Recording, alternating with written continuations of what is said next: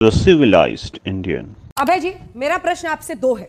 राहुल गांधी अक्सर विदेश जाकर चीन की प्रशंसा किसी ना किसी तरीके से जरूर करते हैं। पहला इस प्रश्न का जवाब एक दे दीजिए, फिर अगले प्रश्न पे आओ। अंजना जी, पहले तो मैं ये कहना चाहता हूँ, अंजना जी, क्या सच नहीं है, क्या ये बात सच नहीं है कि हम चीन से बेतहाशा इंपोर्ट करने लगे हैं और सबसे बड़ा मैन्युफैक्चरिंग जो पूरे वर्ल्ड में कहीं हो रहा है, जो पहले अमेरिका में, जापान में, कोरिया में था, वो शिफ्ट हो गया चीन की तरफ। ये बात कह देना क्या गलत है बताइए? 18 बार जिस प्रधानमंत्री ने चीन के प्रमुख के साथ झूला झूला हो, गलबैया की हो, उसने क्लीन चिट दी चीन को। चीन ने क्या किया है भारत के साथ, देश के नागरिकों को जानना चाहिए। चीन ने भूटान के साथ 3 स्टेप एग्रीमेंट किया, नेपाल के साथ उन्होंने ट्रांस हिमालयन प्रोजेक्ट साइन कर लिया, पाकिस्तान के साथ पीओके में जो भारत का हिस्सा है उसमें इकोनॉमिक कॉरिडोर बना रहा है, श्रीलंका में 100 साल के लिए हम्बन टोटा उसने ले लिया, भारत की सीमा में वो पेट्रोलिंग पॉइंट 15 से लेकर पेट्रोलिंग पॉइंट 12, 13 तक घुसा हुआ है। और प्रधानमंत्री जी जब चीन भारत में के अंदर दौलत बे गोल्डी में बैठा है तो वो कहते हैं ना कोई आया है ना घुसा है। इससे बड़ा चीन के चाटुकार कोई राजनीतिक दल हो सकता है?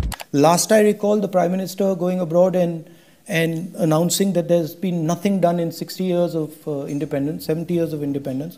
I remember him saying that, you know, there's a lost decade of 10 years, there's unlimited corruption in India. I remember him saying them abroad. ये बयान तो यहाँ भी दिए जा रहे हैं, ऐसा नहीं है कि सिर्फ विदेश में दिए जाते हैं। तो प्रधानमंत्री मोदी प्रधानमंत्री बनने के बाद पेरिस गए 2015 में और कहा कि यूपीए सरकार में पेन या रुमाल की तरह कोयले का आवंटन होता था। हालांकि बाद में अदालती कार्रवाई में कुछ खास निकला नहीं। टोरंटो गए प्रधानमंत्री मोदी अप्रैल 2015 में और वहां कहा जिनको गंदगी करनी थी गंदगी करके चले गए, हम सफाई करके जाएंगे। गंदगी की बात की। फिर शंघाई में प्रधानमंत्री मोदी बोले कि पहले आप भारत को लेकर शर्मिंदा थे लेकिन आज भारत को लेकर आपको गर्व है। 2015 प्रधानमंत्री ने कहा एक समय ऐसा था जब लोगों को लगता था कि पिछले जन्म में उन्होंने क्या पाप किया कि आप भारत में पैदा हो गए। अरे इसे कोई देश कहते हैं? ये कोई सरकार है? कैसे लोग हैं यहां पर? अरे छोड़ते हैं, इस देश से बाहर निकल जाते हैं। तो यहां पर सम्मान हो रहा था या अपमान हो रहा था? These were not things he said in India, these were things he said abroad. I have never defamed my country. I'm not interested in it. I will never do it. Of course, the BJP like to twist what I say. That's fine, and the media likes to sort of play it up. I mean, it gives you TRPs. You haven't heard his speech where he said nothing happened in 70 years, insulting every single Indian, insulting every single Indian's parents. If that's not an insult, what's an insult?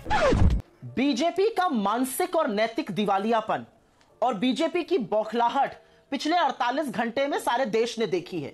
ये जो बनावटी आक्रोश BJP के चरण चुंबक, BJP के लोग, troll army लगा रही है, यह बीजेपी का नैतिक दिवालियापन दिखाता है। राहुल गांधी नेता प्रतिपक्ष हैं और असलियत यह है कि उनके बयानों को काट छाट के चलाने की बड़ी गंदी लत है बीजेपी की। कोई नरेंद्र मोदी की तरह बिना किसी को बताए नवाज शरीफ के पास पाकिस्तान तो नहीं चले गए थे बिरयानी खाने, उनकी माताजी के पैर छूने। कोई आईएसआई को बिना किसी को बताए पठानकोट तो नहीं इन्वाइट कर लिया था। जब 25 दिसंबर 2015 को बिना देश में चर्चा किए, बिना कैबिनेट में यह चर्चा किए नरेंद्र मोदी लाहौर पहुंचते हैं, पाकिस्तान की वायुसेना के हेलीकॉप्टर से नवाज शरीफ के घर जाते हैं, उनकी माताजी के पैर छूते हैं, उनकी नातिन की मेहंदी अटेंड करते हैं, उनकी हैप्पी बर्थडे टू यू गाकर उनको केक खिलाते हैं, खुद सिवई बिरयानी खाकर आते हैं और यहां पर 7 दिन के अंदर पठानकोट पर हमला होता है और 9 महीने के अंदर उरी का आतंकी हमला होता है। तो बोलना नहीं चाहिए नरेंद्र मोदी और बीजेपी को, ये आपकी असलियत है। बताइए देश को आप क्यों गए थे, आपकी क्या बात हुई और क्यों आतंक समाप्त नहीं हुआ? इन मामलों को दबाया क्यों था? क्यों आपने देश की जनता के साथ धोखा किया? प्रश्न ये होना चाहिए। मोदी क्या क्या है? नहीं, मैं ऐसा कुछ नहीं कहूंगा। मैं कहूंगा आपसे खतरनाक इस देश के लिए कोई हो नहीं सकता। हाँ ठीक है, तो ये तो मोदी जी की यही खासियत है।